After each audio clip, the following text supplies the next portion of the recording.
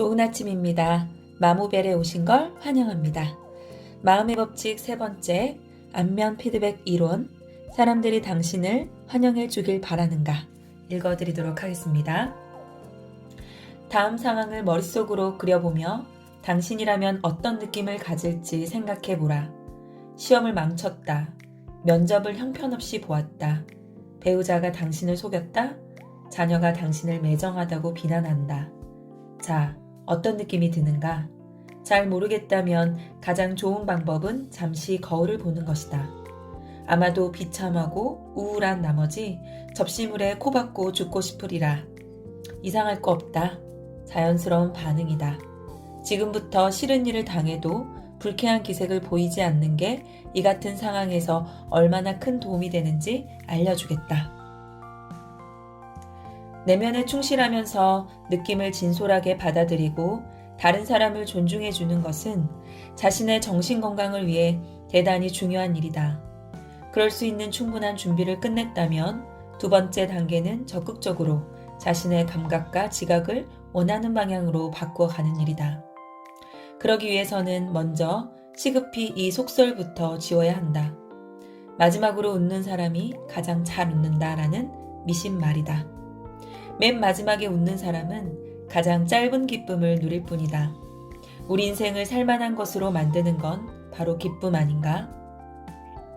기쁨이 우리를 돕도록 만드는 게 얼마나 간단한 일인지 확인해 보자. 인생은 그 어떤 꾸밈이나 과장 없이 있는 그대로 받아들여야 한다. 그리고 우리와 더불어 사는 이웃도 있는 그대로 받아들여줘야 한다. 다른 사람을 내 생각대로 바꾼다는 것은 안타깝지만 말이 되지 않는 이야기다. 대체 언제 당신이 사장을 바꿨는가? 시어머니가 당신 생각대로 바뀌던가? 아이들이 원하는 대로 고분고분 따라주던가? 차라리 나 자신에게 집중하는 편이 훨씬 낫다. 다시 말해서 나 자신의 생각과 느낌에 집중하자. 먼저 우리 내면의 변화가 일어나야 바깥, 곧 다른 사람의 변화를 끌어낼 수 있다. 아침에 기분 좋게 잠자리에서 일어나고 싶은가? 기쁜 마음으로 출근하고 싶은가?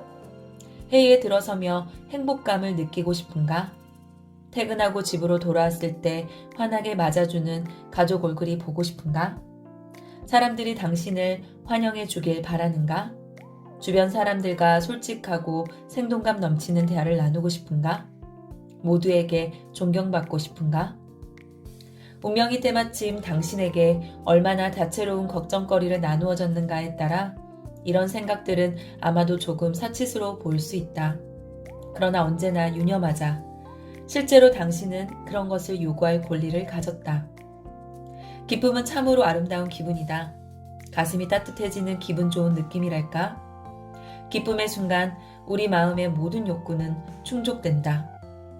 기쁨은 무언가 만족스러운 일에 일어나는 자발적이고도 자연스러운 감정 반응이다. 그 만족스러운 것은 어떤 일일 수도 있고 사람이기도 하며 생각만 해도 미소가 저절로 떠오르는 추억이기도 하다. 웃음은 기쁨과 만족감을 드러내는 가장 자연스러운 표현이다. 웃음은 특히 다른 사람들과 더불어 있을 때 그 효력을 발휘한다. 심지어 의학은 웃음을 치료의 보조수단으로 사용할 정도이다. 그렇다. 웃음은 건강하다. 과학은 웃음이 많은 질병의 치유 과정에 도움이 됨을 입증했다. 만족감의 상승으로 스트레스가 해소되고 호르몬의 왕성한 분비는 면역체계를 강화해 질병을 예방한다. 더 나아가 웃음은 혈액순환을 활성화하고 횡격막과 목청, 얼굴과 배 근육 등을 강화한다. 이 모든 현상은 무엇보다도 혈압을 끌어올려 피 속의 산소량이 풍부해지게 만들고 하복부 영역에서 일종의 마사지 효과를 낸다. 특히 웃음은 통증을 현저히 줄여준다. 이런 모든 현상은 이른바 안면 피드백 이론으로 집약된다. 이 이론은 미국의 심리학자 실반 톰킨스가 1960년대에 개발한 것이다. 이 이론의 핵심은 우리의 감정 체험이 얼굴 표정에 영향을 받는다는 것이다. 따라서 우리는 표정을 통해 우리의 감정을 조절하고 원하는 방향으로 이끌 수 있다. 기분이 좋을 때에만 웃는 게 아니라 웃음으로써 기분을 좋게 만들 수 있는 것이다. 웃기 위해서 누군가 반드시 기막힌 농담을 해야만 할 필요는 없다. 우리 표정은 느낌 체계와 직접 맞물려 있기 때문이다. 기분을 끌어올리는 데에는 입꼬리를 살짝 들어주는 기계적인 움직임만으로도 충분하다. 눈은 굳이 따라 웃을 필요가 없다. 입꼬리만 올려줘도 우리 두뇌는 좋은 느낌을 저절로 만들어낸다. 이런 효과는 실험을 통해서도 입증되었다.